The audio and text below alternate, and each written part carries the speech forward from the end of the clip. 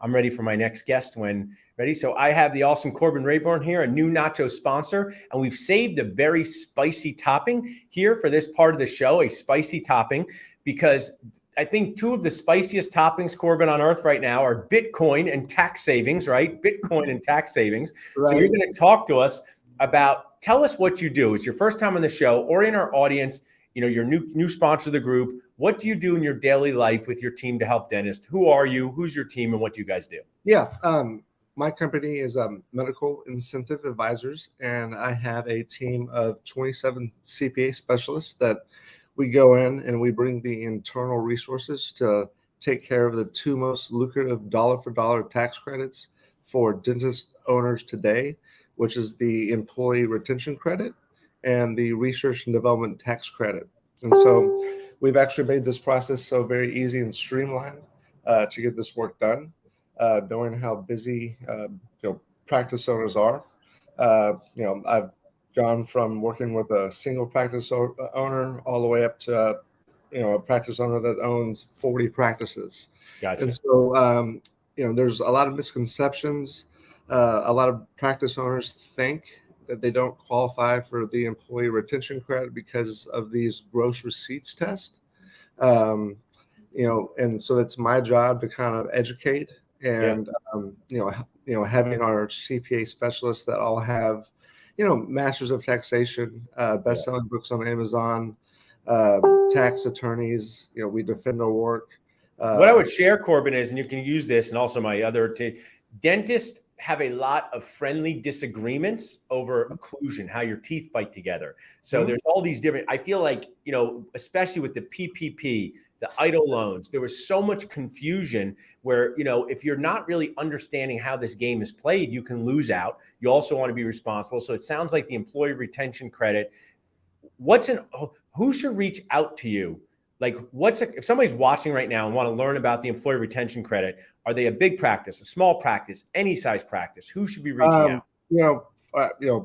Just talking about the ERTC, our sweet spot, we really just need 7 to 10 employees. Okay. Took PPP 1, PPP 2, had a mandatory or partial shutdown.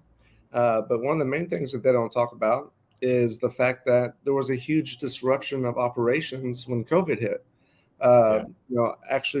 Practice owners had to change the way they, even see their routine patients.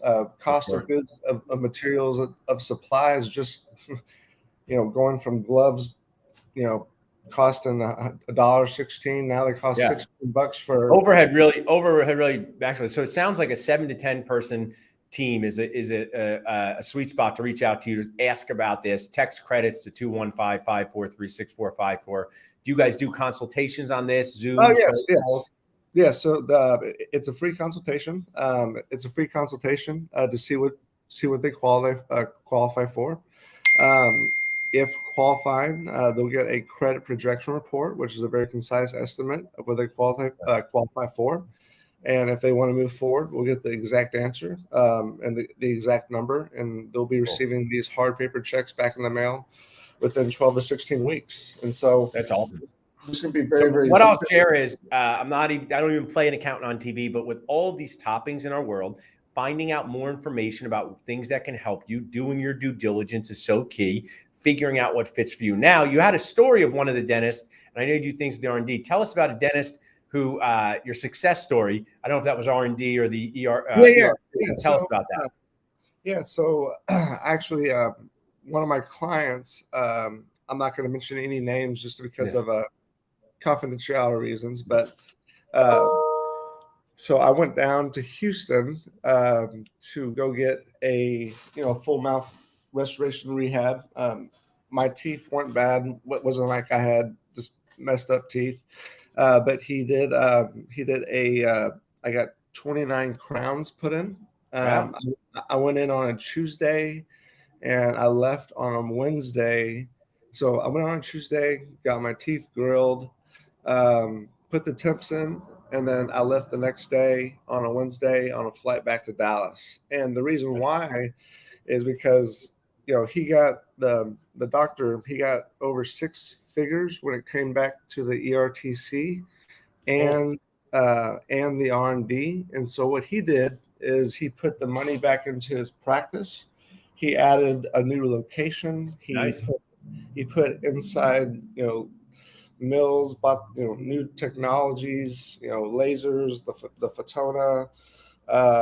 So he was able to actually create, because right now the business of dentistry is changing so much, going from analog to digital, and any way that we can reduce chair time, have a better patient experience with, obviously your patient knowing that I'm not a doctor, but having that better workflow and having everything predictable and having a predictable outcome. And so it sounds like this dentist invested everything back into his office to just add value to his patients, value to his business, to doing that. Tell me just for a minute or two, what is the R&D tax credit? What is that? If we had a little summary of that. If some dentist is saying, I've heard of that, there's conflicting information. Some dentists say it's made up. Some dentists say it's the best thing they ever did. Most dentists say, talk to your accountant. Tell us a little bit about that. Yeah. So the R&D is based off of three things. The majority of three things. It's going to be based off of your W-2 employees. Okay, the wages, cost of materials and supplies, and then also any third-party contract work that you bring in, maybe to take care of some complex cases. Gotcha. Maybe you bring in some consultants, to train the staff, things like that. Like, for example, for my business, I pay you guys, $30,000 to be a sponsor. I pay, the AACA, with Dr. David Galler, $40,000. That expense right there is actually considered to be research and development.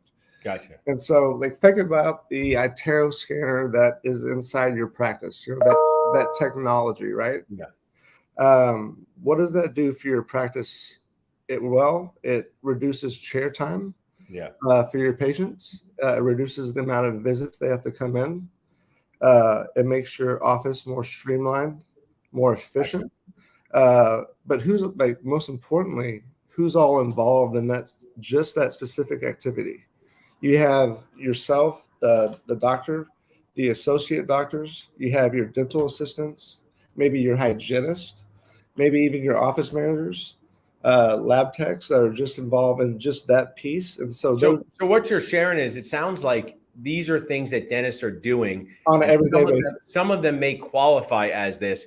What is we're just going to wrap up in a minute or two, but basically what you and your team do is help determine, it sounds like, which of these activities fall under research and development.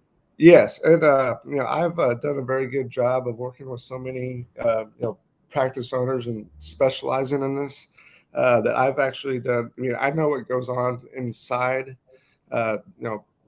dental practices, and I know what the activities are. And so I've compiled a nice example of all the activities that happen inside, the practice. And I actually walk them through and let them know, what qualifies, what doesn't. And I made the process very, very. And this sounds like it's in the wheelhouse of accounting, from any of accounting, because basically you're submitting, are these things qualified expenses under this thing? And they determine yes or no, like kind of just the same way I'm assuming they would determine if something's a legitimate business write-off or not, Right. That nature. Right. So, for example, I work, some of my biggest clients are going to be, Cannon Waters, the Big Four. Their CPAs, those CPAs, they come to me and they say, Corbin, can you please help out our client?